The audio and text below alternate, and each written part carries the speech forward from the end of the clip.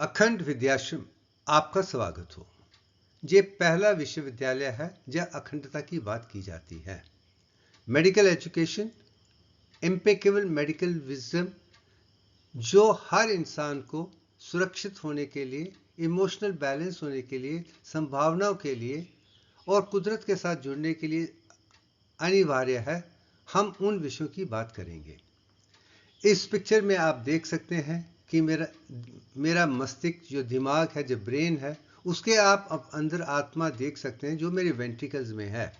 और मैं मानता हूं कि मेरी सबसे बड़ी महानता ये है कि मैंने आत्मा का अनुभव वेंट्रिकल्स में देखा है और पीनल ग्लैंड के माध्यम से देखकर समझकर मैं सृष्टि, अपने आप को पूरा समझ सकता हूं, सृष्टि को समझ सकता हूं, ब्रह्मांड को समझ सकता हूं। उसके आधार पे ही एक नया ग्रंथ, महाग्रंथ बनाने की कोशिश की जा रही है। जो पहला विषय है वो ऑटोबायोग्राफिकल का है। मेरा जीवन क्या है, उसको मैंने कैसे देखा है। इसमें मैंने ऊपर डिसेंट महाशक्ति की भी बात की है। कुदरत को जानने के लिए महाशक्ति की जरूरत है, अपने आप को जानने के लिए अंतरात्मा की जरूरत है। जो दोनों को जान लेता है वही संपूर्ण बन जाता है। और जो मैंने संपूर्ण देखा है, पाया है, जिसके आधार पर ये कह सकता हूँ कि ये ज्ञान दुनिया को मिलना चाहिए। स्कूल, कॉलेज, यूनिवर्सिटी से लेकर हर किताब में, हर जर्नल में दिव्यांग के आधार पर होना चाहिए, तो कोई भी कमी नहीं होगी। अखंडता ने सिंबॉलिक फॉर्म में होगी, कोई कमी नहीं होगी। ये जो सारी कमियों को कम करने के लिए ही मेरे वीडियोस हैं। ये मेरा सौभाग्य है कि मैंने पाया है, मगर मैं जानता हूँ कि वो दुनिया का ज्ञान है जो आज तक किसी ने नहीं पाया है। तो कोई कहेगा कि मैंने पाया है, तो मैं एक मानव हूँ, एक ऑर्डिनरी आदमी हूँ और एक सरल सहज आदमी जिसमें कोई भी क्वालिटी नहीं है, एक साधारण की तरह, और कहता है कि जो भी ज्ञान दुनिया में दिया जा रहा है वो उसमें कमियां हैं, हमें वो कमियां ढूंढनी है और वो ज्ञान दुनिया को देना जो हर तरीके से पूर्ण हो, संपूर्ण हो, अखंड हो। ये प्रयत्न जो है अलग है, जो शायद आज तक कभी किसी ने उस तरीके से नहीं देखा है। मैथमेटिक्स के तरीके से, फिजिक्स के तरीके से, केमिस्ट्री के तरीके से, बायोलॉजी के तरीके से, स्पिरिचुअलिटी के तरीके से, यह सारे 64 आर्ट को एक ही जगह पे लाकर हर तरीके से देखने के जो प्रयत्न है वो शायद पहला है। मगर जो भी है यही जीवन है और वो मैं समझाने की कोशिश, वो जो मेरी बात को सुनेगा, समझेगा, जानेगा, पहचानेगा, वो भी कुदरत के साथ जुड़ जाएगा और दुनिया में कल्याण हो जाएगा। यही मेरी कोशिश है, यही मेरा प्रयत्न है, यही अखंडता है। मेरा धर्म इम्पेकेबल विजडम, अखंडता है, इसमें कोई दो राय नहीं है। किसी किस्म की कोई भी कमी नहीं होनी चाहिए। हाँ, मैं जानता हूँ, मैं एक स्टूडेंट हूँ, बीच में कमियां हो सकती हैं। वो कमियां लैंग्वेज के कारण, भाषा के कारण हो सकती है, क्योंकि भाषा में 3 कमियां हैं। शब्द कम है, अक्षर कम है और जो भी हैं उनमें अलग अलग किस्म की विचारधारा हैं। सेम चीज़ अलग तरीके से देखी जाती है। एक में पॉजिटिव है तो उसे नेगेटिव देख जाते हैं। ये सारी कमियां करना ही मेरा धर्म है। और मेरी जो ग्रेटेस्ट डिस्कवरी है, अनमोल आविष्कार है, वो दिव्यांग है। अब दिव्यांग को, अखंडता को लेकर हम दुनिया को देखना चाहते हैं। दिव्यांग को मैंने इस सिंबल में बताया है, जिसका बाहर का हिस्सा 22/21 है और 10 स्टेज डेवलपमेंट, 10 पेंटागॉन्स हैं और 5 टेट्रागॉन्स हैं जो 0.344 को दिखाते हैं। और हम जब तक भाषा को एक सिंबल फॉर्म में, एक एब्रीविएशन में, एक यंत्र के रूप से नहीं देख पाएंगे, तो हम यंत्र, मंत्र, तंत्र को एक नहीं देख पाएंगे, तो संपूर्णता नहीं हो सकती है। वही सनातन धर्म की सोच है। उनका आधार यंत्र भी है जो सिंबॉलिक फॉर्म है, मंत्र भी है जो बोलने की भाषा है, और तंत्र वह है जो जीवन शैली में है, जब एनाटॉमी, फिजियोलॉजी, बायोकेमिस्ट्री, साइकोलॉजी है। यही चीज मैं दिखाने की कोशिश कर रहा हूं। और जो पूरी सृष्टि का जो निर्माण है, उसका जो सिंबॉलिक फॉर्म है, या एब्रीविएशन है, ग्राफिक प्रेजेंटेशन है, वो अखंड है। इसको मैंने बनाते हुए कम से कम 20 साल लगे थे और 20 साल में बनाते बनाते मैंने सृष्टि को समझा है। जैसे मेरी आत्मा ने जो भी दिखाया है फिर देखकर इसमें बनाने का काम ये कह सकता हूँ कि ये मैंने आत्मा से सुनकर किया है। ये विचार जो आत्मा की है यही वेद में है, यही उपनिषद में है, यही हर चीज में देखी गई है। जो आत्मा के साथ जुड़ गया है वो परमात्मा के साथ जुड़ जाएगा, ब्राह्मण के साथ जुड़ जाएगा, ईश्वर के साथ जुड़ जाएगा और सृष्टि को समझ लेगा। तो आत्मा ही हमारी गुरु है। जी भी मैं दिखाने की कोशिश कर रहा हूं कि हमारी आत्मा ही, क्योंकि वो जानती है कि हमने कौन सा सफर किया है और हमें आगे कैसे जाना है, हमारी आत्मा सबसे ज्यादा जानती है। और मैं हर इंसान से यही कहता हूं कि अपनी आत्मा की आवाज सुनिए, आत्मा के साथ जुड़िए, तो आपका सफर आसान हो जाएगा, क्योंकि आत्मा वहीं से शुरू करती है जहां तक आप पहुंचे हैं। ये भी एक सरल विचार विधारा जो मेरे अनुभव के आधार पर मैंने दिखाई है। अब आ जाते हैं कि ये सिंबल एक ऐसा ग्राफिक प्रेजेंटेशन है जिसे हम होली गीता में भी देखते हैं, कथा उपदेश में भी देखते हैं और दूसरे उपनिषद में भी देखते हैं कि हर इंसान में दो आत्माएं हैं। और मैं कहता हूं जीव आत्मा वो है जो 100 ट्रिलियन सेल से बना हुआ है, वो मानव है, वो टूटता है, जुड़ता है, मरता है, उसका बार बार जन्म होता है। मगर जो अंतरात्मा है, हीलियम 4 है, वो कुंडलिनी है, वो संपूर्ण है। जब जीवात्मा और अंतरात्मा एक बन जाते हैं तो फिर जाके आप संपूर्ण मानव बनते हैं। वो संपूर्ण मानव मैं इस पिक्चर में अर्जुन के तरीके से देखता हूं कि उन्हीं में वो क्षमता है। वो चलती हुई मछली के आंख को देख के उसको निशाना बना सकते थे। वही इंसान है जिसकी सोच समझ उस दूर तक है। और भगवान कृष्ण अंतरात्मा से आगे परमात्मा कहिए, ब्राह्मण कहिए, जब सृष्टि कहिए, उसको निर्माण कर। जो जीवात्मा, अंतरात्मा, परमात्मा तीनों को जान ले वही त्रैविध्य को जान जाएगा। वो द्वैत को भी समझ पाएगा, अद्वैत को भी समझ चुका है। विशिष्ट के स्पेशल अद्वैत को भी समझ सकता हूँ और मेरे त्रैविध्य को समझ सकता। जिसने तीनों को देख लिया तो सारा दुनिया का ज्ञान उसके पास आ जाएगा। वही अपने आप में ऋषि से, महर्षि से, ब्रह्म ऋषि से अखंड ऋषि बन जाएगा। मेरा सबसे पहले ज्ञान ये है कि पहले 7 साल में अंतरात्मा से आप सीखिए। अंतरात्मा ही आपको बता देगी कि आपको क्या सीखना है। दूसरी बाहर की कोई चीज किसी भी इंसान से सुनने की कोशिश मत कीजिए। किताब को नहीं पढ़िए, कुदरत की हर चीज को देखिए और अपनी अंतरात्मा उसको जब आपको बता देगी कि जिसमें क्या है क्या नहीं है। ये मेरा जीवन का अनुभव है कि पहले 7 साल ब्रेन भी डेवलप हो रहा है, आपका ज्ञान भी डेवलप हो रहा है।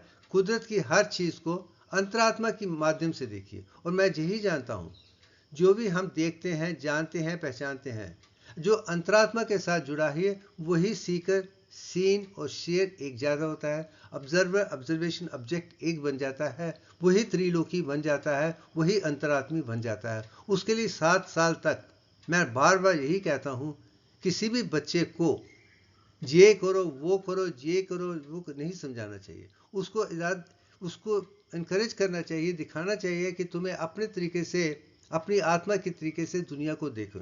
अगर आप एक माता पिता वो कर सकते हैं तो समझिए वो माता पिता वाकई ही लायक हैं। मेरा सौभाग्य है कि मेरी माता ने या पिता ने कोई नहीं दिया था। और मेरी माता जी इतनी संपूर्ण थी कि मैंने उनके अभिमन्यु की तरह माँ के अंदर ही बहुत कुछ सीखा था। जो पहले सीखा था उसको जाना था, पहचाना था, उनके गुणों को पाया था। और पिताजी के गुणों को देख के और बाकी सृष्टि को देख के जो पाया है वो पहला लेसन है। मगर दूसरा जो लेसन है वो इसमें है, विद्या ददाति विनयम विन्यास जाति पात्रतम। पात्रता धन उत्पत्ति, धनात् धर्म तथा सुखम। जिसमें इम्पेकेबल विजडम जो है, राइट नॉलेज है, उससे आप हम्बल बन जाते हैं। जो हम्बल है उसकी विचारधारा साफ होगी, उसके साथ सारे लोग जुड़े रहेंगे। जब सब लोग जुड़कर काम करते हैं वहां धन की उत्पत्ति होती है। और जहां धन होता है वहीं धर्म होता है, जहां धर्म है वहीं सुख है। अगर आपको दुनिया में सुख चाहिए तो ऐसा ज्ञान दुनिया को दीजिए जो संपूर्ण हो, अखंडता के साथ हो वो ही सब समझ गए, पहचान लेके सब में वही क्षमता आ जाएगी। जे छोटे मटे बड़ा छोटा जी सारी रिजर्वेशन खत्म हो जाएंगी, सारे डिफरेंसेस खत्म हो जाएंगे, और हर इंसान अपने काम के स्किल को जानकर जब काम करेगा वहाँ धन होगा, उत्पत्ति होगी, सबका कल्याण होगा। ये दूसरा लेसन है मेरे लिए।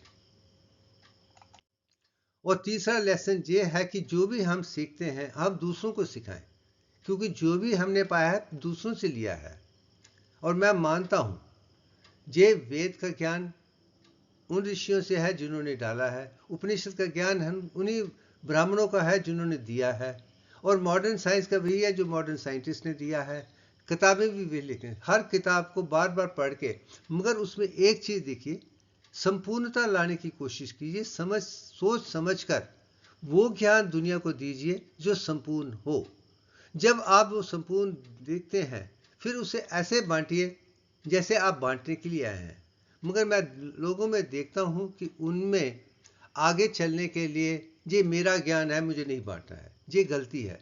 जितना आप ज़्यादा बांटेंगे उतना ही वो आगे बढ़ेगा, क्योंकि जब बांटने लगते हैं तो दूसरा भी इंफॉर्मेशन देगा, सवाल पूछेगा, तर्क वितर्क होगा, तो अखंडता तक जाना ज़्यादा आसान हो जाता है। इसलिए मैं जो भी पाता हूँ डिस्कस करता हूँ और लोगों से देखता हूँ कि उसे अखंडता तक कैसे पहुँचना है। ये तीसरा लेसन मेरे जीवन का स्कूल में ही शुरू हो गया, कटरा में ही शुरू हो गया था।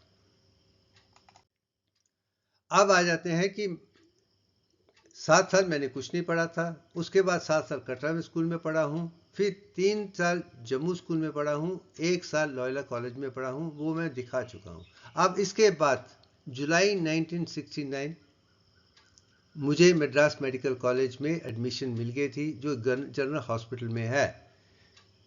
ये हॉस्पिटल 1668 में बनाया गया था। जो मेडिकल कॉलेज है 1835 में इसकी संभावना रखी जाती है, और ये पुराने कॉलेजेस में एक है, प्रीमियर इंस्टीट्यूट है, और हर तरीके में से मुकम्मल है, संपूर्ण है, पूर्ण है, अखंडता से भरा हुआ है। दुनिया भर के बड़े से बड़े डॉक्टर्स, टीचर्स सब वहीं पे रहते हैं, क्योंकि वो महान कॉलेज है, सबसे पुराना कॉलेज है, मद्रास यूनिवर्सिटी के साथ जुड़ा हुआ है। उसकी जो वहाँ पे पढ़े हैं उस ज़माने में वो जानते हैं कि ये सबसे महान कॉलेज है।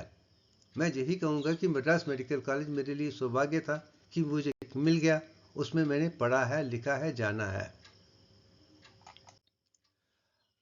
और अगला लेसन जो मेडिकल कॉलेज में आते ही मुझे खुशी है कि इंट्रोडक्टरी लेक्चर हमारे प्रिंसिपल साहब और प्रोफेसर एम कूपर, जो एनाटॉमी डिपार्टमेंट के हेड भी थे, प्रोफेसर भी थे, उन्होंने जब लेक्चर दिया था तो उसमें जो 2 लाइनें थी मुझे आज भी याद है कि वो 2 लाइनें तब से लेकर आज तक मेरे दिमाग में हैं। वो ये थी, know something of everything then know everything of something. ये मेरे लिए ऐसा विचार है कि अगर आपको ज्ञान को जानना है, हर चीज़ को जानना है, जिसे मैं आज कहता हूँ कि 64 आर्ट मेरे लिए ज़रूरी है। मैं आज भी कहता हूँ कि एक विषय पे आप बनाएंगे तो आप अधूरे रह जाएंगे। आपको सारे 64 सब्जेक्ट की हॉरिजॉन्टल इंटीग्रेशन भी होनी चाहिए, वर्टिकल इंटीग्रेशन भी होनी चाहिए। शुरू में समथिंग एवरीथिंग का होना है, मगर फिर चलते चलते एवरीथिंग इज इम्पॉर्टेंट, जो मैंने बाद में देखा है। इसकी नींव मद्रास मेडिकल कॉलेज में प्रोफेसर एम कूपर ने डाली थी। वो विचार आज भी है। पहले something of everything, no everything of everything जान के ही मैं दिव्यांग और अखंड तक पहुंचा हूं। मैं प्रोफेसर कूपर साहब का आभारी हूं कि उन्होंने ये विचार मुझे बचपन में ही दे दिया था, टीनेज में ही दे दिया था, और तब से ही सोच समझकर, सरल समझकर।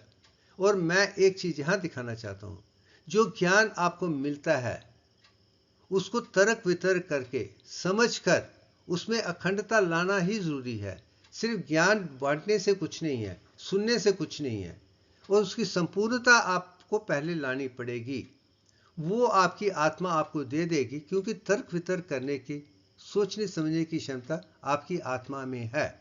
जब आत्मा उभर के आ जाएगी तो आप हर चीज को संपूर्ण तरीके से, पूर्ण तरीके से अखंडता के समझ आएंगे। ये मैंने स्कूल कॉलेज में ही देख लिया था, जान लिया था, पहचान लिया था। और दूसरा, मैं कुछ 2 एग्जाम्पल देना चाहूँगा ताकि आपको लगे कि एक स्टूडेंट को कैसे बनना चाहिए। मैं अक्सर लोगों को पूछता हूँ कि आपको विजडम चाहिए या मार्क्स चाहिए, तो सब लोग मुझसे यही कहते हैं हमें विजडम चाहिए, मार्क्स की चिंता नहीं करनी चाहिए। और जब वो मुझसे पूछते हैं कि मेरे लिए मार्क्स इंपॉर्टेंट है या विजडम इंपॉर्टेंट है, मैं बिना सोचे समझे यही कह देता हूँ मार्क्स ही इंपॉर्टेंट है, विजडम इंपॉर्टेंट नहीं है। और कहते हैं कि मार्क्स कैसे इंपॉर्टेंट हो सकते हैं, विजडम ही इंपॉर्टेंट है। तो मैं उनसे यही कहता हूँ, अगर विजडम आप में है, क्षमता है, अगर आप उसे मार्क्स में नहीं बदल रहे तो वो विजडम की कोई ज़रूरत नहीं है। विजडम वही है जिसमें ये भी ताकत है, क्योंकि दुनिया आपके नंबर ही देखने वाली है और आप अपने नंबरों से ही पहचाने जाने वाले हैं। आपकी जो भी क्षमता है, दुनिया आपको मार्क्स से ही देखेगी। अगर मार्क्स में कन्वर्ट नहीं कर पाते हैं तो आप संपूर्ण नहीं हैं। और दूसरी चीज़, जैसे उन्होंने कहा था कि हर सब्जेक्ट को लिखना है, और मैं ये कहना था कि उसको सिंबॉलिक रिप्रेजेंटेशन में लिखना भी सीखना है और ग्राफिक प्रेजेंटेशन में लिखना है। जो आप लिख रहे हैं उसका आधार भी एक ग्राफिक प्रेजेंटेशन होना चाहिए। जिस तरीके से कुदरत बनाती है उस तरीके से आपको भी बनाना है। और मैंने जो सीखा है, फूलों से देखा, पंतों से देखा है, हर चीज़ को देखा है, हर तरह की वो खूबसूरती को देखता हूँ कि वो एक स्ट्रक्चर है जो कुदरत ने बनाया है। जो कुदरत के स्ट्रक्चर ही एनाटमी में भी है। वही जब एनाटमी में देखता हूँ कि अगर खुद ने खूबसूरत किस तरीके से है, तो उसको ग्राफिक प्रेजेंटेशन में बनना एक आर्टिस्ट के तरीके लिए ज़रूरी है। मैं कर पाता था, शायद इसलिए मैं संपूर्ण रहा हूँ। एक ये जानने का, प्रैक्टिस करने का सौभाग्य मुझे मिला था जब मैं फर्स्ट मेडिकल कॉलेज का पेपर लिख रहा था एनाटमी 1 का, और मेरे पास घड़ी नहीं थी। 3 घंटे में हमने 6 सवालों के जवाब देने थे। तो मैं अपने तरीके से पहले सवाल का जवाब जो सबसे मुझे ज़्यादा अच्छा लगता था उसे लिखने की कोशिश कर रहा था। उसमें लिखते लिखते इतने में घंटी बजी कि आधा टाइम हो चुका है। इसका मतलब कि 3 घंटे में 1.5 घंटा हो गया है और 1.5 घंटे में मैंने एक ही सवाल का जवाब दिया है। मगर मैं जानता हूँ वो जवाब अपने आप में संपूर्ण था। हर पहलू को मैंने उसके सामने पेश किया था। उसमें ग्राफिक्स भी थी, लिखत भी थी, सीक्वेंस भी थी, एब्रीवेशन भी थी। वो अपने आप एक मिसाल का इम्तिहान था, जवाब था, जिसके लिए मैं आपने कहूँगा कि मैंने सब जाना है, पहचाना है, उसको लिख पाया हूँ। मगर बाकी 5 सवाल को मुझे आहिस्ता आहिस्ता कट करना पड़ा था। और यही कहूँगा कि जो अंत का एक सवाल था वो सिर्फ 10 मिनट में मैंने लिखा था। जो पहला 90 मिनट्स में लिखा है और अंत में 10 मिनट में एक जवाब दिया है। मगर उसमें सिर्फ ग्राफिक प्रेजेंटेशन है, लिखने की ज़रूरत नहीं है। वो इतना एक्सप्लिसिट आंसर था जिसकी तुलना मैं खुद भी कहूँगा कि मेरी आत्मा ने ही मुझे बताया है। ये प्रयत्न बचपन से शुरू हो गया है कि सारे ज्ञान को अगर आप ग्राफिक में बदल देते हैं, सिंबॉलिक में बदल देते हैं, फिर ही आप संपूर्ण लेखक बन सकते हैं और कुछ नहीं है। जैसे मैंने नीचे दिखाया है उसकी ये एक उदाहरण है जिसके आधार पे किया था। अब थ्योरी तो हो गई, अब प्रैक्टिकल की बात है। सुबह प्रैक्टिकल हो गया था, तो फिर दोपहर में एक और विषय मैं दुनिया को दिखाना चाहता है कि अगर आपको सबसे ज़्यादा नंबर चाहिए, सेंटम मार्क्स चाहिए, तो एक चीज़ ध्यान में रखिए। आपका एग्जामिनर आपको पहला सवाल पूछे, उसके बाद 20, 30, 40, 50 जितने भी सवाल वो पूछेंगे वो वही होंगे जो आप उनसे पूछवाना चाहते हैं। ये चीज़ मैंने बचपन में, हिंदी में पिक्चर आई थी ससुराल, 1962 की पिक्चर है, जो स्टेज में गाना है राजेंद्र कुमार और बी सरोजा देवी की। ये है एक सवाल तुम करो, एक सवाल मैं करूं, हर सवाल का जवाब भी एक सवाल हो। वो इतना खूबसूरती से, मुझे लगता है शायद शैलेंद्र जी ने लिखा था, इतना खूबसूरत खाना था कि मुझे लगा कि वाह, अगर हम हर सवाल का जवाब इस तरीके से दें कि उसके अंदर ही जवाब है, तो वो परंपरा शुरू हो जाएगी। ये शुरुआत में मैंने कटरा से ही देख लिया था और चलते चलते शायद इसलिए मैं कटरा में भी नंबर 1 था, जम्मू में भी नंबर 1 था, लॉयला में भी नंबर 1 था। अब मेरे लिए मौका आ गया है कि ये पहला इंटरव्यू वाइवा जो दे रहा हूँ मेडिकल कॉलेज का है, तो वहाँ पे भी शुरू हुआ। उन्होंने ऑस्टियोलॉजी पहला सवाल पूछा था, उसके सवाल के साथ मैंने ऐसे जवाब दिया था कि अंत में उनको वही सवाल पूछना है कि जो उस बोन के साथ जुड़ा है। आप इसके डिफरेंट पार्ट्स क्या हैं, जब आप संपूर्ण बोन के बारे में ज्ञान है तो मेरी पिक्चर में आप देखेंगे कि वही चीज़ देखी है, कौन से मसल क्या हैं, कैसा चढ़ने चाहिए, कैसे लगने चाहिए। तो वो इंटरव्यू एक ही सब्जेक्ट पे आप ऑलमोस्ट 40 सवाल उठ के थे और 40 सवाल के सारे जवाब संपूर्ण थे, क्योंकि आपको पता है, आपको वही ज्ञान ध्यान देखना है। जब देख लिया तो फिर वो एग्जामिनर्स, ये डॉक्टर मेरी जो सीएमसी वेलोर की थी, महान थी, और शारदा सुब्रमण्यम जो एनाटॉमी डिपार्टमेंट के एसोसिएट प्रोफेसर, दोनों ने ख़त्म होने के बाद एक ही चीज़ को उन्होंने बार बार कहा है कि एक्सीलेंट एक्सीलेंट एक्सीलेंट, इसके अलावा कुछ नहीं कहा है। और उसके बाद ख़त्म होने के बाद कहा कि तुम बहुत बढ़िया है। तो उन्होंने से मुझसे सवाल किया तो तुम्हारे थ्योरेटिकल, क्योंकि उस ज़माने में वो हमारे थ्योरेटिकल पेपर भी देख लेते थे, पढ़ लेते थे, उसके मार्क्स भी रेडी हो जाते थे, सुबह के प्रैक्टिकल के भी होंगे और वाइवा के भी हो गए। तो उन्होंने पूछा कैसा था, तो मैंने कहा कि जो पहला जो मैंने लिखा है वो ओवरसाइट, घड़ी ना होने के कारण मैंने पहले सवाल को 90 मिनट में दिया है, जो अंत का सवाल 10 मिनट में दिया है। तो वो कहने लगी तुम्हारी वही चीज़ हमें ज़्यादा अच्छी लगी, इससे तुम्हें ऑलमोस्ट मैक्सिमम मार्क्स मिले हैं। यही जीवन का सत्य है और यही मैं दुनिया को दिखाना कि मार्क्स को कभी भी नज़रअंदाज नहीं कीजिए। और एनाटॉमी के मैक्सिमम मार्क्स में जो ऑलमोस्ट टॉप नाम में है, मेरा भी एक नाम है। जैसे शुरू में रहा उस परंपरा को मैंने एनाटॉमी में मेंटेन किया था। अब आ जाते हैं फिजियोलॉजी डिपार्टमेंट में, और जहाँ पे मैं प्रोफेसर नमच्वाइम की बात कर रहा हूँ, हेड ऑफ डिपार्टमेंट की बात नहीं कर रहा हूँ। ये मेरे टीचर, मैं इनको इसलिए ज़्यादा मानता हूँ कि इन्होंने न्यूरोफिजियोलॉजी सीखी थी। पुराने ज़माने में एनाटॉमी, फिजियोलॉजी, बायोकेमिस्ट्री के 3 सब्जेक्ट 1.5 साल में पढ़ाए जाते थे। और फिजियोलॉजी में मैंने खूबी देखी है कि एक सब्जेक्ट पे एक ही टीचर पढ़ाया करते थे। अगर किडनी की बात है तो कृष्णमूर्ति थे, अगर न्यूरोलॉजी की बात है तो प्रोफेसर नमच्वाइम ही थे। यही मेरे पीएचडी गाइड बाद में बने थे। मगर जिस तरीके से इन्होंने न्यूरोलॉजी को हमें समझाया था, जानने के पहचानने का जो सौभाग्य मुझे मिला था, यही है। मगर खूबसूरती की बात है कि उस ज़माने में जो किताब हमारे लिए रिकमेंड की थी वो बेस्ट एंड टेलर थी, और 8th एडिशन 1967 का मेरे पास था। वो खूबी, उसमें एक ऐसी खूबी थी जो मैंने दुनिया की किसी किताब में नहीं पाई है। जब वो सिंपैथेटिक नर्वस सिस्टम की बात करते हैं तो 2 पैरेलल चेन हैं, लेफ्ट एंड राइट, वो दोनों चेन नीचे इकट्ठी हो जाती हैं, जिसे गैंग्लियन इम्पायर कहा जाता है। ये ज्ञान सिर्फ बेस्ट एंड टेलर में है, किसी और किताब में नहीं था। उसे ही मैं मूलाधार चक्र कहता हूँ। उसके आधार पे ही मैं ईड़ा, पिंगला और सुषुम्ना नाड़ी और मूलाधार चक्र, सिंपैथेटिक सिस्टम और सेक्रल पैरासिम्पैथेटिक के जुड़े हैं, यही समझ पाया हूँ। शायद इसलिए मेरी समझ तब से ही शुरू हो गई थी, थैंक्स टू प्रोफेसर नमच्वाइम, कि जिस तरीके से उन्होंने पढ़ाया था कि हम हर सब्जेक्ट को स्टेप बाय स्टेप।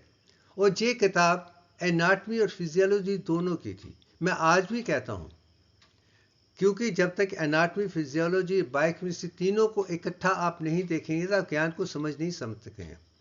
मैं बच्चों को जब भी पढ़ाता हूँ तो मैं अगर फिजियोलॉजी का प्रोफेसर था तो एनाटॉमी से शुरू करके फिजियोलॉजी से बायोकेमिस्ट्री तक ख़त्म ले जाता हूँ। जब तीनों आप मिले हुए हैं, तीनों में अखंडता है, तीनों में दिव्यांक है, यही मैं दिखाने की। जब तीनों में स्ट्रक्चर में भी देखते हैं, फंक्शन में भी देखते हैं और बायोकेमिस्ट्री में भी देखते हैं, तो आपका संपूर्ण ज्ञान हो जाता है।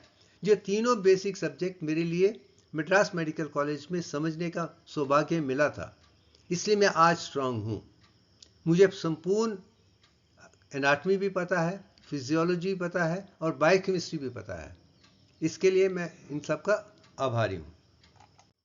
अब मैं वो टेस्टिमोनियल प्रोफेसर नमच्वाइम का दिखा रहा हूँ जो उन्होंने पीएचडी के बाद मुझे दिखा था, मगर इसमें मेरी कॉलेज के बारे में भी लिखा है, मगर उन्होंने साफ शब्दों में लिखा है कि मेडिकल कॉलेज में हर सब्जेक्ट में क्लिनिकली अदरवाइज मैंने हर चीज़ को संपूर्ण तरीके से जाना है, पहचाना है, जी है, जिसके आधार पर पीएचडी में एक नया सब्जेक्ट जिसके बारे में किसी को ज्ञान नहीं है, शुरू से शुरू करके अंत तक उस लेवल तक ले गए कि दुनिया के लिए वो माना गया था।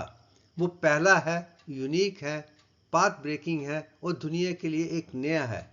वो सारी चीज़ उन्होंने इस टेस्टिमोनियल मेरे नाम पे छोड़ दिया है कि मुझ में जानने की क्षमता पूरी है, यही जीवन का सत्य है। उसके लिए मैं प्रोफेसर नमचवाम का बहुत आभारी हूँ कि उन्होंने अच्छे तरीके से कॉलेज में ही पढ़ाया था और पीएचडी के लिए मुझे पूरी फ्रीडम दे दी थी कि ये तुम्हारा सब्जेक्ट है, तुम्हारा अनुभव है, इसकी हर चीज़ को तुम्हें ही देखना है। मुझे सिर्फ ये देखना है कि ये एक्सेप्टेबल है नहीं है, इसके अलावा मेरा कोई योगदान नहीं, क्योंकि मेरा ज्ञान इसमें नहीं है। मगर एक साइंटिस्ट हूँ, ये एक्सेप्टेबल है नॉट एक्सेप्टेबल है वो मेरा काम है, मगर पूरी परिभाषा तुम्हें जोड़नी है, जाननी है, पहचाननी है। It was literally A one man show. Shivbhushan Sharma अपने अनुभव के आधार पे ऑब्जेक्टिव को सब्जेक्टिव को एक करके दुनिया के सामने पेश करने की कोशिश की थी। शायद ये इसलिए मैं सारे रिसर्च स्कॉलर को कहता हूँ कि उस सब्जेक्ट पे काम कीजिए जो उसका अनुभव आपके पे है। अगर आपने अनुभव किया है तो पीएचडी के लिए जाइए, अगर अनुभव नहीं है तो आप पीएचडी कंप्लीट नहीं कर पाएंगे, क्योंकि अपना अनुभव ही आपको दिशा देगा। क्योंकि इसमें मैंने कुंडलिनी को अनुभव जिसमें किया था और उसको जानना, पहचानना, कैसे ले जाना है, कैसे चेंजेस लानी है, वो मैं अगले वीडियो में दिखाने वाला हूँ। तो आपको समझ आ जाएगी कि मैं क्या कहने की कोशिश कर रहा हूँ। तब के लिए मैं यहीं छोड़ देता हूँ, आगे के सब्जेक्ट की तरफ चलते हैं। अब आगा सब्जेक्ट बायोकेमिस्ट्री, जैसे मैंने कहा एनाटॉमी को संपूर्ण तरीके से जानना है, अखंडता जानना है, वो मैंने प्रोफेसर नमचवाम, प्रोफेसर कूपर और डॉक्टर अंबिका षणमुगम और पूरी टीम से मैंने सीख लिया था। और जहाँ पे मैं प्रोफेसर अंबिका षणमुगम का नाम इसलिए रहा कि वो हेड ऑफ डिपार्टमेंट थी, वो हमें पढ़ाया करती थी, उनके साथ मेरा अच्छा रिश्ता भी था। बाद में उनका बेटा भी मेरा अच्छा दोस्त बना था, विजय षणमुगम। तो उनको बाद में और भी जानने का मुझे मौका मिला है, उनसे बायोकेमिस्ट्री और भी सीखने का मौका मिला है। मगर मुझे ये कहना पड़ेगा कि हमने एनाटॉमी ग्रे से पढ़ी है और फिजियोलॉजी बेस्टन टेलर से पढ़ी थी, सैमसन राइट से पढ़ी थी, मगर बायोकेमिस्ट्री में तब किताबें नहीं थी। तो अंबिका षणमुगम ने जो नोट बनाए थे, जो मुझे भी दिए गए थे, जिसपे हम पढ़ रहे थे, जो बाद में किताब बनके दुनिया के सामने पेश की गई है। मैंने इस किताब को पढ़ा नहीं है, मगर मैं जानता हूँ जो आधार मैंने देखा है इसी किताब में होना चाहिए। मैं इनलिए सोचती कि उन्होंने अपने अनुभव से वो ज्ञान बायोकेमिस्ट्री का मुझे दिया है, जिसके आधार पर मैं ये भी कह सकता हूँ सोडियम कितना होना चाहिए, क्लोराइड कितना होना चाहिए, शुगर कितनी होनी चाहिए, प्रोटीन कितनी होनी चाहिए, उसके आधार पर दिव्यांग पे कैसे कैलकुलेट करना है। ये मेरा सौभाग्य शायद प्रोफेसर अंबिका षणमुगम जी ने ही डाल दिया था कि तुम्हें अखंडता की तरफ जाना है। मैं इन तीनों का, प्रोफेसर कूपर, नमचवाम और अंबिका, तीनों का ज़्यादा आभारी हूँ। बाकी टीम भी अच्छी है, मगर ये तीन उभर के आते थे। अब ये हॉस्टल की पिक्चर है जिसमें हम 4 स्टूडेंट 2 कमरे में रहते थे। इस पिक्चर में 3 है, चौथा पिक्चर ले रहा है वो है प्रोफेसर कृष्ण मूर्ति का बेटा है राज, वो अमेरिका में है। आज भी मैं राम प्रसाद को अपने भाई की तरह समझता हूँ। वो आज भी अमेरिका से और मेरे दोनों का संपर्क बिल्कुल ऐसा है जैसे दोनों भाई थे। मगर उन्होंने मुझे एक किताब दी थी, राम प्रसाद जी ने किताब दी थी कि how to make friends and live friend by Dale Carnegie. जब मैं पूरी किताब पढ़ने के बाद एक पंक्ति मुझे इतनी अच्छी लगी है कि वो भी मेरे एक अनुभव है। अगर आपको कोई चीज़ अच्छी लगती है, उसके बारे में आप उसकी प्रशंसा कीजिए, दिखाइए, लिबरल बनिए। B liberal in praise. अच्छी है, बी लिबरल, तन मन से उसको कीजिए, मगर साइकोफेंसी तक नहीं जाइए। वो गलत मत बताइए जो नहीं है।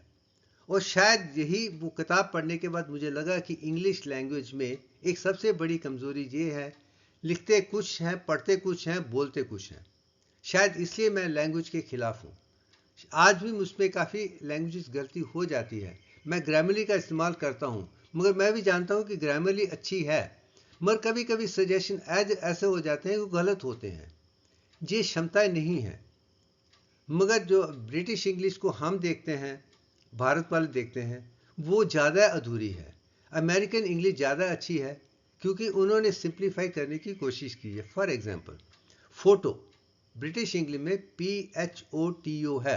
अगर आप PHOTO अगर आपको पता नहीं ये फोटो है तो आप उसे फोटो नहीं बोल पाएंगे। या साइकोलॉजी में P क्यों है, निमोनिया में P क्यों है, कोई इतने शब्द हैं जो देखने में कुछ और करने में कुछ है, तो उसको घोटना मार के पढ़ना पड़ता है। मगर अमेरिकन इंग्लिश में PHOTO को FOTO के तरीके से लिखा जाता है। आज भी जब शब्द है तो मैं प्रेफर करता हूँ कि मैं अमेरिकन इंग्लिश का इस्तेमाल करूँ। वो भी संपूर्ण नहीं है, फिर भी थोड़ा बेटर है। ये चीज़ मैंने उससे सीखी थी। मगर साथ में अब्दुल हद भट्ट जो कश्मीर के थे, वो मेरे साथ आए थे। इनके साथ भी एक सौभाग्य था कि मुझे मौका मिला था कि वो फिजियोलॉजी डिपार्टमेंट पहले पेपर के बाद मेरी तरह दुखी थे। मगर मैंने उनसे कहा तुम चिंता मत करो। तो पूरी फिजियोलॉजी के सेकंड पेपर को समझाने का मौका मुझे मिला था। वो लेटे हुए थे और 1 से लेकर Z तक फिजियोलॉजी के सेकंड पेपर की पूरी सब्जेक्ट को समझाने का मुझे मौका मिला था। शायद इसलिए मैं भी फिजियोलॉजी के आज कह सकता हूँ कि तब मुझे जो सीखा था, पाया था, आज उसका लाभ उठा पा रहा हूँ। एनाटमी में खुद ही ज़्यादा अच्छा था, मगर फिजियोलॉजी सीख ली, उसमें बायोकेमिस्ट्री सीख के आज शायद इसलिए मैं अखंड को दुनिया के सामने पेश कर पा रहा हूँ। इसके लिए मैं अपने दोस्तों का आभारी हूँ। प्रोफेसर राम प्रसाद जिन्होंने मुझे किताब दी थी, वो इस पिक्चर में नहीं है। अब्दुल हद भट्ट मेरे निहायत अच्छे दोस्त हैं। हम एक ही स्टेट के थे, भाई की तरह हैं। आज भी हम एक दूसरे को भाइयों की तरह ही रहते हैं। वो दोस्ती का टूट अटंग आज भी है क्योंकि हम भाइयों की तरह थे। और रंगनाथन तीसरी जो पिक्चर है, वो सर्जरी के प्रोफेसर हैं, उनका अपना ही हॉस्पिटल है और हम अक्सर मिलते रहते हैं। 50 साल में 2018 में चारों के चारों इकट्ठे हम अपने ग्रुप के साथ चेन्नई में इकट्ठे हुए थे। 50 years of Madras medical college batch. अब आगे चलते हैं कि माइक्रोबायोलॉजी में मैंने एक चीज़ समझी है कि उसके हर सब्जेक्ट में सबसे नंबर मेरे ही हुआ करते थे। तो लोग मुझे पूछते तुम्हें कैसे ज़्यादा नंबर मिले, सेंटम कैसे मिल जाते। मैं साफ है, इसमें लिमिटेड सब्जेक्ट है, लिमिटेड नॉलेज है, उसको जानना आसान है। और उसमें एक्स्ट्रा मार्क लाने के लिए जब मेरी आदत है कि उसकी पूरी विचारधारा के जो किताबों में पढ़ा है उसको मैं पोस्ट ग्रेजुएट लेवल और PhD लेवल की नॉलेज से इकट्ठा करके अपने ही नोट बना दिए थे, जिसके आधार पर मैंने सीखा है कि अगर माइक्रोबायोलॉजी को आप समझ सकते हैं तो आप दुनिया भर की बीमारियों को रोक सकते हैं। पैथोलॉजी को समझ सकते हैं, मुझसे ज़्यादा माइक्रो, क्योंकि ज़्यादा बीमारी माइक्रोबायोलॉजी और पैरासाइटोलॉजी के हैं। और जो सबसे बड़ा लेसन जो मैंने मद्रास मेडिकल कॉलेज में तब सीखा था कि तब इम्यूनोलॉजी आना शुरू हो गई थी। तो हमें क्लास में पढ़ाया जाता था कि जर्मन मीसल के बारे में। अगर जो जर्मन मीसल किसी बच्चे को आ जाते थे तो बाकी गली के आगे पीछे के सारे बच्चों को उसको एक्सपोज किया जाता था ताकि बाकी को भी नेचुरल इम्यूनिटी मिल जाए, एक हर्ड इम्यूनिटी की तरह जो नेचुरल है। उसके आधार पर जब इम्यूनिटी एक हफ्ते में डेवलप हो जाएगी तो आप दोबारा बीमार नहीं पड़ेंगे। ये चीज़ मैंने आज से 50 साल से ज़्यादा पहले ही सीख ली थी। शायद इसलिए जो कोविड के टाइम पे मैंने कभी जो भी मैंने कोविड के बारे में, जो कोवैक्सीन के बारे में या इसकी पैथोफिजियोलॉजी के बारे में जो लिखा था, शुरू में ही मैंने वो लिख दिया था। इससे कोई डरने की ज़रूरत नहीं है, मास्क पहनने की ज़रूरत नहीं है, सिर्फ इतना ही ध्यान रखिए आप पानी पीते रहिए, सोडियम पोटाशियम ध्यान में रखिए, ब्लड प्रेशर को मेंटेन कीजिए, क्योंकि कोविड वायरस ऐसे की तरह है, इसमें एंजियोटेंसिन कन्वर्टिंग एंजाइम के माध्यम से प्रॉब्लम होती है। आपका ब्लड प्रेशर कम हो जाएगा, सोडियम अब्जॉर्प्शन कम हो जाएगी, वाटर कम हो जाएगा। इसके कारण आपको लो ब्लड प्रेशर हो सकता है, हाइपोनेट्रीमिया हो सकता है। इसके आधार पर आप मर सकते हैं। आप ध्यान सिर्फ हाइपोनेट्रीमिया की तरफ रखिए और कोशिश कीजिए कि आप 7-8 दिन के बाद एक्सपोज हो जाइए। मास्क मत डालिए, जितना ज़्यादा एक्सपोजर होगा ज़्यादा अच्छा है। इसलिए मैंने 4 दिन के लिए कोविड पेशेंट के साथ में एडमिट भी हो गया था हॉस्पिटल में और कभी मास्क नहीं पहनी। इसके शायद इसलिए मुझे कभी ज़रूरत नहीं है। मगर मैं इतना भी जानता हूँ, जो वैक्सीन जो लगाए जा रहे थे, मैंने दोनों भी लगाए थे। Protection is better than taking risk. मगर किसी चीज़ को जानना पहचानना बहुत ज़रूरी है। शायद जो माइक्रोबायोलॉजी की फाउंडेशन मैंने कॉलेज में पढ़ी थी और पूरे ज्ञान से पढ़ी थी, वो मेरे कामयाब कोविड टाइम पे भी है, मेडिकल प्रोफेशन में भी यही, आज भी है। इसलिए मैं इस सब्जेक्ट को बहुत मान्यता देता हूँ कि जितने भी इन्फेक्शन होने वाले हैं माइक्रोबायोलॉजी पे ही होने वाले हैं। तो उसको कम्युनिटी ऐसी बढ़ाइए कि कोई भी चीज़ आपके लिए समस्या ना बने। शायद इसलिए मैं इस सब्जेक्ट को बहुत माननीय मानता था और मुझे खुशी है कि इसको जानने का पहचानने का मौका मुझे मद्रास मेडिकल कॉलेज में ही मिल गया था। उसके लिए professor Subramaniam, professor SP Thyagarajan, Sunita, Victor Solomon, ये जो डॉक्टर्स हैं, इनकी जो नॉलेज बहुत बढ़िया थी। तो वहाँ पे ऐसा लगता था कि जैसे आप पीएचडी स्कॉलर की तरह पढ़ रहे हैं। मगर तो सब्जेक्ट यही है, उनके लिए है जो जानना चाहते हैं। जो नहीं जानना चाहते मैं कुछ नहीं कहता। जो स्ट्रांग फाउंडेशन मिल गई थी, पैथोलॉजी को जानने का भी मौका मुझे मिला था, फार्माकोलॉजी का भी जानने का परफेक्ट मौका मिला था कि ये चीज़ें कैसे काम। इसके आधार पे मेरे लिए फार्मास्यूटिकल कंपनी सक्सेसफुल बनाना आसान बन गया था, क्योंकि मैंने फार्माकोलॉजी को भी समझ लिया था, माइक्रोबायोलॉजी को भी समझ लिया था, पैथोलॉजी को भी समझ लिया था, प्रिवेंटिव मेडिसिन को भी समझ लिया था। ये जो आधार सारे मेडिकल सब्जेक्ट का मद्रास मेडिकल कॉलेज में जो सीखा था, वो महान था। मैं आज भी सबसे कहूँगा कि हर सब्जेक्ट की हर डिटेल को बच्चों को देनी चाहिए। बस अब आगे रहते हैं कि जब फर्स्ट 1.5 ईयर्स में फिजिक्स, ये क्या कहते हैं, एनाटॉमी, फिजियोलॉजी, बायोकेमिस्ट्री का पढ़ाया जाता है 1.5 साल के लिए। उसके बाद 3 साल के लिए हम बेसिक सब्जेक्ट भी पढ़ते थे, फाउंडेशन सब्जेक्ट भी पढ़ते थे, अप्लाइड सब्जेक्ट भी पढ़ते थे, और मेडिसिन, सर्जरी, गायनेकोलॉजी को भी और प्रिवेंटिव मेडिसिन को मानने का भी मौका भी 3 साल के लिए हुआ करता था।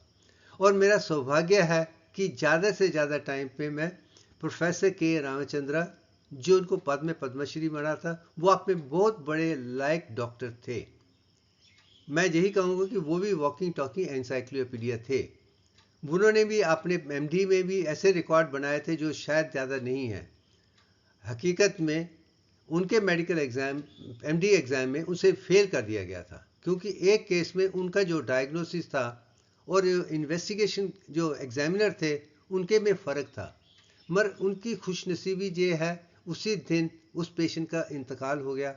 उस पर ऑटोप्सी की गई थी और जो professor Ramachandra as a student जो डायग्नोसिस दे रहे थे, वही ऑटोप्सी में रिपोर्ट आई थी, जिसके आधार पे उनको टॉप लेवल पे दिया गया था।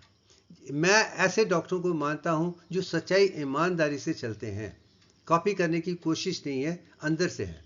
मगर इनकी सबसे बड़ी खूबसूरती है कि उन्होंने मुझे एक चीज़ सिखाई थी, बेटा याद रखो, जैसे भी पेशेंट तुम्हारे पास आता है, उसको देखने में ही तुम्हारी 80% डायग्नोसिस को आपको लगना चाहिए कि उसकी चाल कैसी है, पहचान कैसी है, कितने तरीके से है। 80% डायग्नोसिस उसमें ही तुम्हें नजर आ जाएगी कि साइकोलॉजी सब कुछ है। बट 10% सवाल पूछ के और ब्लड प्रेशर देखने से आपको लग जाना चाहिए। इन्वेस्टिगेशन की ज़रूरत नहीं पड़नी चाहिए। अगर आप उसको रोक सकते हैं तो आप अपना भी कल्याण कर रहे हैं। बट 90% डायग्नोसिस आ जाएगा, देखने से ही आ जाएगा। ये उन्होंने सिखाया था, उन्होंने अपने अनुभव के सिखाया था। उन्होंने जो एमबीबीएस में, एमडी में कराया था, वही मुझे समझाते थे। मैं उनका बड़ा फेवरेट स्टूडेंट था। हम तो ऐसे बात करते थे जैसे कि दो दोस्त बैठ के बात कर रहे हैं। उन्होंने मुझे अपनी बेटी की तरह ही देखा था। शायद इसलिए जो उनका जो टेस्टिमोनियल जो एज ए डीन मुझे दिया था, वो भी एक माननीय है। मैं उसके बारे में कुछ लिखने पढ़ा है, आप आराम से देख सकते हैं। अब आगे चलते हैं कि गायनेकोलॉजी में प्रोफेसर कामाक्षी चीफ थी और ज़्यादातर मैं उनके साथ ही रहा था। और डॉक्टर स्वर्णा जो आप मेरे साथ में एक डॉक्टर स्वर्णा को लेफ्ट साइड में देख रहे हैं और राइट साइड में डॉक्टर कामाक्षी है। अगर इस तरफ से देख रहे हैं, अगर बैठ के देख रहे हैं तो ऑपोजिट साइड में होगा। मैं इन दोनों का फेवरेट था। ये वन ऑफ द मीटिंग में है जहां हम बैठ के सेलिब्रेट कर रहे हैं कि आपने 3 साल अच्छा पढ़ाया है। मगर मुझे खूबसूरती की बात यह है कि मुझे 2 चीज़ें समझने का मौका इन 2 डॉक्टरों के माध्यम से मिला था। एक तो ये, जब भी कोई डिलीवरी हो उसके साथ इंटरफेरेंस नहीं होना चाहिए। ये सिसेरियन करने की कोई ज़रूरत नहीं है। हर इंसान में क्षमता है, अगर ज़रूरत पड़ जाए हर चीज़ से फेल हो फिर ऑक्सीटोसिन देने की या सोचनी चाहिए, बट नॉर्मल से करने की कोशिश मत करो। शायद इसलिए मैं जब पॉजिटिव फीडबैक मैकेनिज्म की बात करता हूँ तो यही कहता हूँ कि फीमेल जो डिलीवरी है वो बेस्ट एग्जाम्पल है। उस किस तरीके से खूबसूरत है, मैं पहले भी दिखा चुका हूँ, आगे भी दिखाने वाला हूँ। ये चीज़ मैंने देखी थी। शायद एट द सेम टाइम ये फीमेल मेंस्ट्रुअल साइकिल में गलतियां हैं, ये सवाल मैंने तब भी पूछे थे, तब भी किसी ने जवाब नहीं दिए थे। आज मैं ये दिखा रहा हूँ कि अकेला मैं सारी दुनिया को कह रहा हूँ, जो भी फीमेल मेंस्ट्रुअल साइकिल के बारे में पूरी दुनिया में पढ़ाया जा रहा है गलत है। आप कह रहे हैं कि जो 5 दिन ब्लीडिंग है, 8 दिन प्रोलिफरेशन है, उसके बाद ओवुलेशन है, 13 डेज सेक्रेटरी है, ये अधूरा है।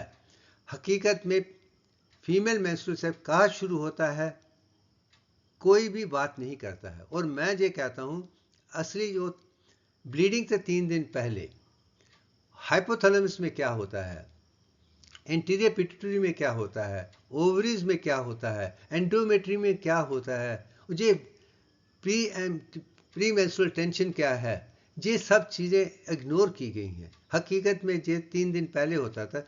फर्स्ट फेज 3 दिन की है, फर्स्ट प्रोलिफरेशन, उसके बाद 5 दिन की है, उसके बाद 8 दिन की है, उसके बाद ओवुलेशन है, उसके बाद 8 दिन की कॉर्पस ल्यूटियम फेज है, उसके बाद कॉर्पस अल्बिकन की फेज है, फिर वही चीज़ हो जाती है। ये मैथमेटिकल डिज़ाइन मुझे दिव्यांक ने समझने के लिए मौका दिया था। दिव्यांक सीक्वेंस के आधार पे मैंने जो बनाया है, आधार बनाया है, अपनी जेब से नहीं है। सारी इंफॉर्मेशन इकट्ठा करके जो डॉक्यूमेंट प्रोक्रिएशन में दिया है वो अपने आप में मिसाल है। अकेले मैंने ही दुनिया को चैलेंज किया है कि अगर आपको परफेक्ट देखना है तो वो आप दिव्यांक के आधार पे ही देख सकते हैं। ये चीज़ मैंने दुनिया को दिखा दिया है कि अकेला एक डॉक्टर जो मेल है वो फीमेल मेंस्ट्रुअल साइकिल को ज़्यादा अच्छा जानता है। उसे माताओं से, बहनों से, बेटियों से इतना है कि मैं नहीं चाहता कि कोई भी औरत किसी तकलीफ में हो। शायद मेरा जो बीइंग एक दुर्गा का जो उपासक हूँ, माता का उपासक हूँ, शायद उन्होंने कहा कि दुनिया के औरतों के बारे में लोग सोचते नहीं हैं, ये काम तुम्हारा है, तुम मेरे बेटे हो, सबसे पहले ये करो। शायद इसलिए मैं कामयाब हुआ हूँ, इसलिए मेरी अंतरात्मा ने भी मुझे, अदिति ने भी बताया था, गायत्री ने बताया था, दुर्गा ने भी बताया था, और सारी शक्तियों से मैंने, आज भी मैं शक्तियों को अपने आप से ज़्यादा मानता हूँ। मैं जानता हूँ 61.83% उनका है, उनमें क्रिएटिविटी है, और वही मैं उनसे सीख कर लेकर अपने जीवन में संपूर्ण लाने की कोशिश कर रहा हूँ।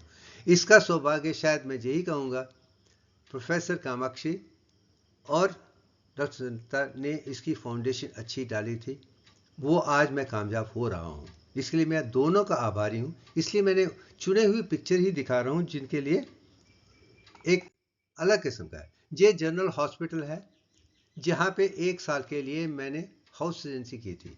3 महीने मेडिसिन, 3 महीने सर्जरी, 3 महीने प्रिवेंटिव मेडिसिन और 3 महीने गायनेकोलॉजी। इसमें मुझे प्रैक्टिस तरीके से, क्योंकि हर किस्म के केस मिलते थे, जानने का पहचानने का अच्छा मौका था। और ज़्यादा से ज़्यादा हम समय वहीं पे गुजारा करते थे जानने के लिए, क्योंकि हमें संपूर्ण डॉक्टर बनना है और दुनिया में अखंडता देनी है। ये पिक्चर भी मैंने उसी शायद इसलिए बनाई थी क्योंकि मुझे अब स्पिरिचुअलिटी को एक रंग दे के साइंस के साथ जुड़कर आगे ले जाना है। इसकी भाषा में बात सीखते आगे बात करेंगे। मगर जिस दिन मैंने मेडिकल कॉलेज ख़त्म किया था, उसके बाद 1 साल के बाद जिस दिन मैंने हाउस रेजिडेंसी ख़त्म की, उसके दूसरे दिन ही डॉक्टर फिलिप्स तांबरम हॉस्पिटल में ज्वाइन कर दिया था एज ए ड्यूटी डॉक्टर। जो मैंने सीखा था उसके आधार पे पूरे हॉस्पिटल को मैं अकेला चला पाता था। इसका मतलब कि हमारा ज्ञान है। जब आज के मेडिकल स्टूडेंट देखता हूँ, वो एमडी करने के बाद भी किसी पेशेंट को ठीक तरीके से नहीं देखते विदाउट इन्वेस्टिगेशन, और मैं बिना करने की कोशिश कर रहा हूँ। उसके बाद मैंने 30 साल तक इंडिपेंडेंट प्रैक्टिस भी की थी, जिसमें ऑलमोस्ट 100 पेशेंट मैं देखा करता था। उसके बाद मैंने जनरल सर्जरी में रेजिडेंट इंटर्नशिप किया था, क्योंकि मुझे एनाटमी अच्छी आती थी, तो मुझे लगा कि जनरल सर्जरी ज़्यादा अच्छी रहेगी। जनरल सर्जरी करने के बाद मुझे लगा कि मुझे जुकाम है, तो क्यों ना मैं पोस्ट ग्रेजुएशन ईएनटी में करूं। 3 साल किया था, मगर मैं अपने दिमाग का नेसल कंजेशन को भी ठीक नहीं करती, मैंने छोड़ दिया कि ये मेरे लायक नहीं है। उसके बाद मैं प्लास्टिक सर्जरी की तरफ चला गया था। प्रोफेसर मातंगी रामकृष्णन और डॉक्टर कमलाकर राव ने मुझे 6 महीने में वो काम सिखाए थे जिसके आधार पे आज भी मैं कहूँगा कि मैं एक आर्टिस्ट हूँ। और जब आर्टिस्ट प्लास्टिक सर्जन बनता है, वो महान कलाकार बन जाता है। मगर 6 महीने मैंने वो सीख लिया था, वो शायद प्लास्टिक सर्जन 20-30 साल में भी नहीं सीख सकते हैं। मैं उसके लिए डॉक्टर प्रोफेसर मातंगी और कमलाकर राव दोनों का आभारी हूँ कि उन्होंने मुझे ट्रेनिंग दी, जिसके आधार पे आज मैं बहुत खुश हूँ। उसके साथ में ही जो मैंने फार्मास्यूटिकल रिसर्च डेवलपमेंट 1979 में शुरू की थी, इसलिए की थी क्योंकि जो पेशेंट को दवाइयाँ हम दे रहे थे बहुत कीमती थी। जब मैं दवाइयाँ बाहर से मंगवाता था तो मुझे लगता था कि उसमें वो क्वालिटी नहीं है जो होनी चाहिए। तो फिर 6 महीने के लिए मैंने R&D इन फार्माकोलॉजी में 79 में किया था, और 1980 में मैंने अखंड फार्मा शुरू कर दी थी। और 25 साल में जो भी दवाइयाँ हैं वो दुनिया मानती थी, एक भी फेल नहीं हुई है। और highest quality at the lowest price तक देने का मुझे सौभाग्य है, क्योंकि इवन डायरेक्टर ने मुझे पूछा था कि क्वालिटी बढ़िया है, एक भी फेल नहीं होता है, मगर आपकी कीमत सबसे कम है, ये कैसे? मैं जब नीयत अच्छी होती है, नीतियाँ अच्छी होंगी, नतीजे अच्छे होंगे। पहले अपनी नीयत को अच्छी, अगर आप दुनिया को देना जानते हैं, जानना चाहते हैं, पहचानना चाहते हैं, तो आप कुदरत में कोशिश करेंगे कि प्रॉफिट कम हो, लोगों को क्वालिटी प्रोडक्ट अच्छी में मिलेगा, वो चलते चलते आपके लिए अच्छा है, दुनिया के लिए अच्छा है। और 25 साल तक मैंने किया है। मगर 2005 में उसके बाद मैंने दोनों बच्चे अमेरिका चले गए थे, तो मैंने दोनों को बंद कर दिया था। उसके बड़े कारण हैं, उस पर जाने की ज़रूरत नहीं है। और स्पिरिचुअलिटी साइंस की तरफ चला गया था, जिसके आधार पर आज मैं दुनिया को दिव्यांग और अखंडता दे पा रहा हूँ। ये अखंड फार्मा का सिंबल है, जिसमें दिव्यांग ही है, लेंथ एंड ब्रेथ जो ऊपर है।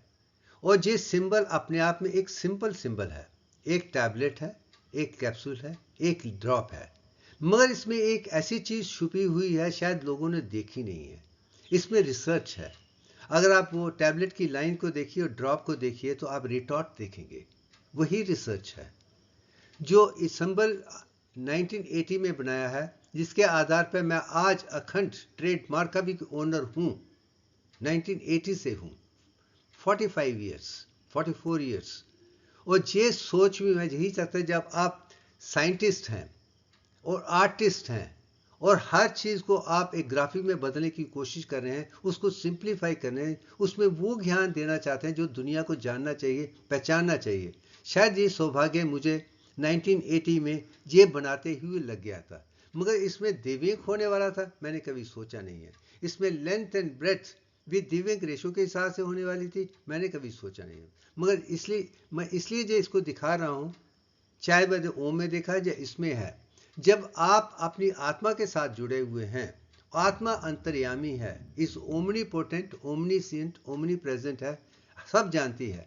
तो जो आप बनते हैं वो आप एक इंस्ट्रूमेंट की तरह हैं। यहाँ पे मैं एक उदाहरण देना चाहता हूँ। जब महाभारत को लिखने की जरूरत पड़ी थी, तो वेद व्यास जी ने गणेश जी को चुना था कि तुम लिखो, मैं बताता हूँ।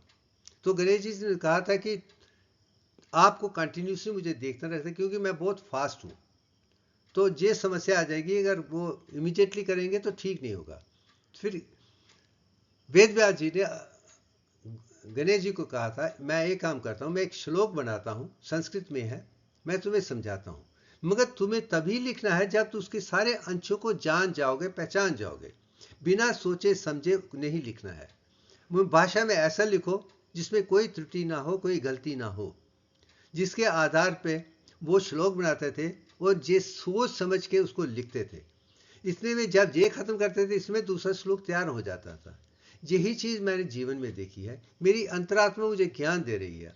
वो कहती है, शुभ तुम्हें ये देखना है कि आज के मैथमेटिकल डिजाइन में, एनाटमी के डिजाइन में, स्ट्रक्चर के डिमांड में संपूर्णता है या नहीं है। हर तर्क तर्क वितर्क करके उसमें वो अखंडता उभर के आनी चाहिए जिसमें किसी किस्म की कोई भी कमजोरी नहीं होनी चाहिए। अगर तुम ये कर पाओगे, तुम मेरे साथ जुड़े हो, तो दुनिया को वरदान मिल जाएगा।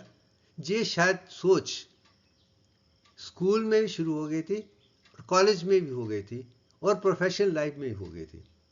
मैं इसके आधार पर अब यही कहता हूँ कि जो मेरी एजुकेशन है, जो ग्रेजुएशन, पोस्ट ग्रेजुएशन और रिसर्च तक यहाँ तक रख देता हूँ, जहाँ तक कि मेरी पीएचडी रिसर्च है, जो स्पिरिचुअल साइंस की रिसर्च है, मैं अगले वीडियो में दुनिया को दिखाऊंगा। मैं समझता हूँ कि अब तक मेरी ऑटोबायोग्राफी का एक अंश आ चुका है।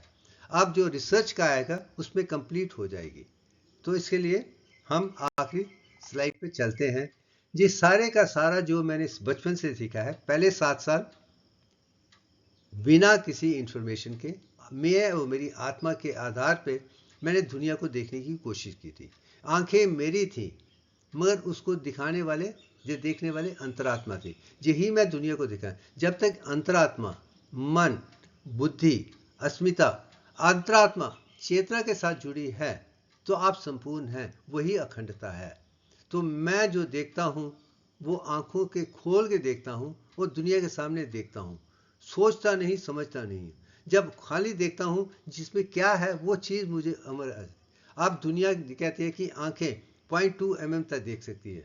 मेरी आंखें तो इलेक्ट्रॉन माइक्रोस्कोप से भी ज़्यादा हैं। मैं आरबीसी को अपनी आंखों में देख सकता हूँ, इलेक्ट्रॉन प्रोटॉन को देख सकता हूँ, मॉलिक्यूल को देख सकता हूँ। मेरी आंखें ही मुझे पूरा ज्ञान दे देती हैं, क्योंकि वो आत्मा के साथ जुड़ी हुई हैं। वो मेरी सीधी आत्मा के पास चले जाते तो मुझे पूरा चीज़ आंखों के अंदर ही नजर आ जाता है। बाहर की चीज़ भी अंदर में वो रिफ्लेक्शन में देख सकता हूँ।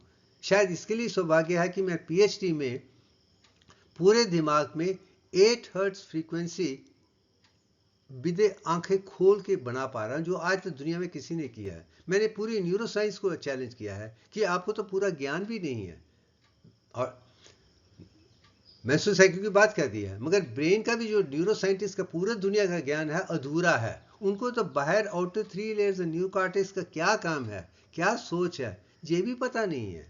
बिना ज्ञान के आप क्या साइंस करेंगे, बिना अनुभव के क्या करेंगे। और यहाँ पे तो साइंस ही दुनिया का सबसे बढ़िया आर्गेनिक दिमाग है, ब्रेन है।